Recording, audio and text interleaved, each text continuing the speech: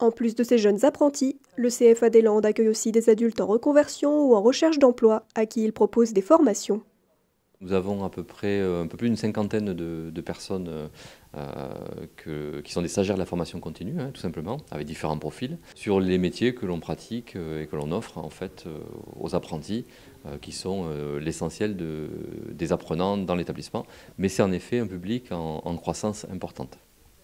Dans un premier temps, ils vont prendre contact donc avec moi et ensuite je vais les mettre en relation donc avec la conseillère en insertion professionnelle pour qu'ils puissent avec eux établir leur parcours de formation. Une fois qu'ils ont eu ce rendez-vous, je vais moi établir leur devis de formation et établir aussi leur dossier de financement. Dès qu'ils ont la validation, ils pourront rentrer en formation donc chez nous.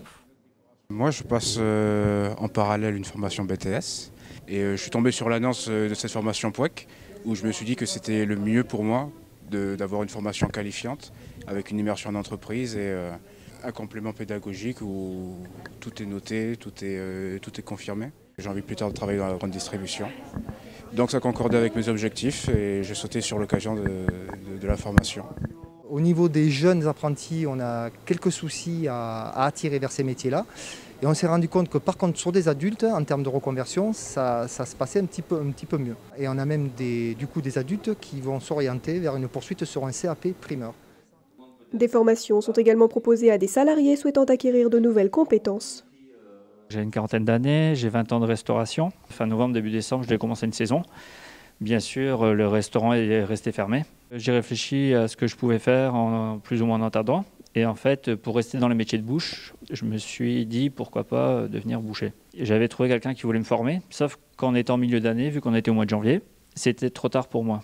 Donc de là, l'employeur a dit pour garder la collaboration, je vous emploie sur un autre poste en attendant, là le 1er septembre, pour entamer ma formation de boucher. Comme ça, l'employeur ne me perdait pas et moi je restais employé chez eux. Et c'est le principe du contrat professionnalisation, bien sûr, dans le sens où par derrière, normalement, je devrais être embauché en CDI. Des formations en accéléré qui permettent à ces adultes de se réinsérer rapidement dans le monde professionnel. Tout est nouveau en fait, donc même si on aime bricoler, on est sur une formation plutôt intensive, donc oui, on est investi et à 200% dans la formation. Oui. Là, on est en atelier, donc c'est pratique, donc c'est quelque chose que j'ai une main déjà bien faite, mais toute la théorie, oui, c'est beaucoup de travail, un condensé d'une formation qui se fait habituellement en 2 ou 3 ans et qu'on fait en 9 mois, donc oui, on sait pourquoi on est là, pour bosser. C'est moi qui m'adapte à eux, et puis il y a aussi tout l'enseignement qu'ils ont chez leurs différents maîtres d'apprentissage. Et le recul que l'on a sur des formations des années passées. La plupart des gens sont installés depuis plusieurs années et certains même d'entre eux prennent les stagiaires de cette année dans leur entreprise.